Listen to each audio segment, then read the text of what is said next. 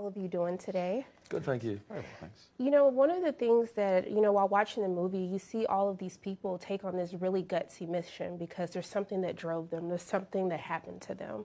And I want to know for all of you, I want to know what was that thing, that event that happened for you that made you take on this crazy mission called acting? What was that moment that made you want to be an actor? Oh, that's a great question. Mine was definitely, I was incentivized by a day off school and £100 cash in hand that I spent on a full West Ham kit the day of. And I was like, well, this is not bad, this stuff. I'm very lucky that my family are in the industry, so I kind of had the opportunity and kind of wanted a normal childhood, and it was definitely a gradual falling in love rather than waking up one day and being like, I definitely want to act. So yeah, I was very lucky to have the opportunity, and it was definitely, my mum was like, it's a day off school for the audition, and I was like, oh, fine, go on then. And then you learn to love it, and we're so lucky to have the opportunity, and yeah, to be here now is surreal. So yeah, very lucky, very grateful, but definitely wasn't wake up one day and want to do this thing for me. What about you guys? For me, I think my love for film, I can't explain how I fell into it. I was very lucky in some regard where there was more of a spontaneous start to being involved in the industry as far as an actor. But from a young age, on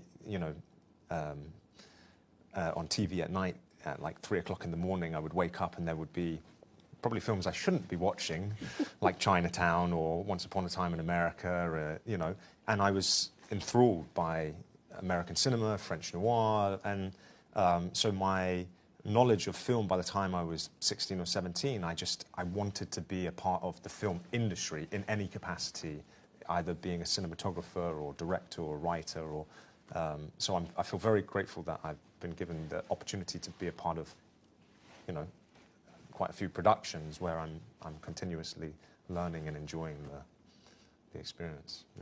Yeah, I think I was around 10 or 11 when I did a school play, and I just really enjoyed it. It wasn't anything particularly spectacular, but I enjoyed being on stage, I enjoyed storytelling, I enjoyed helping weave a story for an audience, and I enjoyed it enormously and kept on doing it, and then it became a job. Also, too, you're playing real people, or your characters in honor of another agent that fought. I want to know, after immersing yourself in the script, learning about these real heroes, was there something that connected you personally to your characters? Definitely for me, I learned throughout the process of filming the parallel between being the youngest on set and looking up to these guys as actors, and also my character looking up to these guys as soldiers, and kind of realizing that you got 2 ears and 1 mouth for a reason, and to do a bit more listening and learning rather than, he'll have his time hopefully to be the Gus March Phillips of the operation. So he's very aware that there's a lot to learn there. So that was interesting. I like that, 2 ears and 1 mouth. It's good. Good. I think when you play these characters, you always start to build a relationship with them, especially if they were real people, because you're living in their shoes to a degree, and you're living their feelings every day.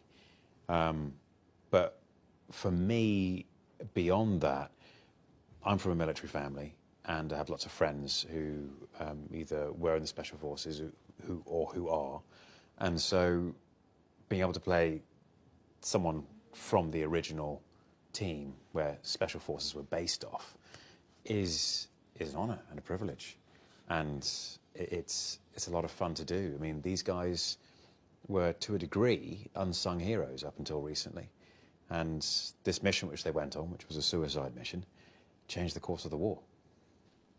I mean, I can't really...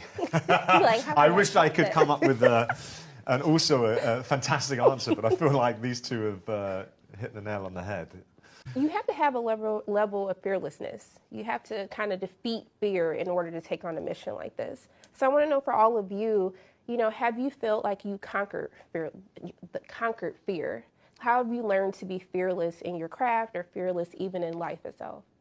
I think every time action's called, it's conquering a little bit of fear, right? Yeah. There's that thing of going like, oh God, oh God, oh God, oh God, and then you start to just get comfortable with the challenge. I mean, certainly being on camera, being on press tours, even it's very exposed, and there's a million eyes, and anytime you look bad, that's the one that gets sort of put out there 1,000 times, and you look great. Everyone's like, yeah, it's fine. Tuck that one away. Like 6 people see that one. And so you're constantly combating that fear and that desire on the inside to react against it.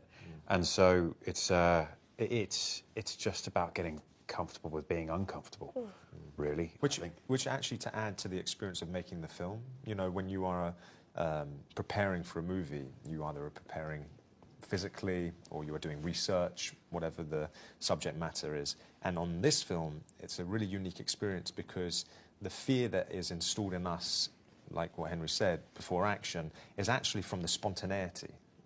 The fact that we are collaborating in the morning and figuring out the scene as a group, with Guy being the conductor.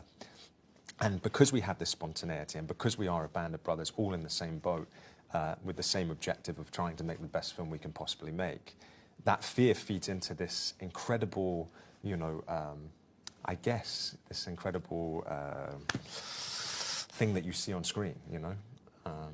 So, yeah. Yeah, you're spot on with that sort of sense of freedom that Guy creates. It doesn't create. Sometimes you can become rigid, you know, in your preparation and, oh, this is what I'm playing, this is what I'm doing, and become comfortable. And because there is this process making a Guy Ritchie movie, and you do have this innate kind of fear and spontaneity, it creates this really magical thing, I think, that you can see in his films. Look, I just want to thank you all. Thank you so much for taking time out of your day to speak with me. I really appreciate it. And I'm sending nothing but love and light all your ways. I really hope you have a great day. Thank you so much.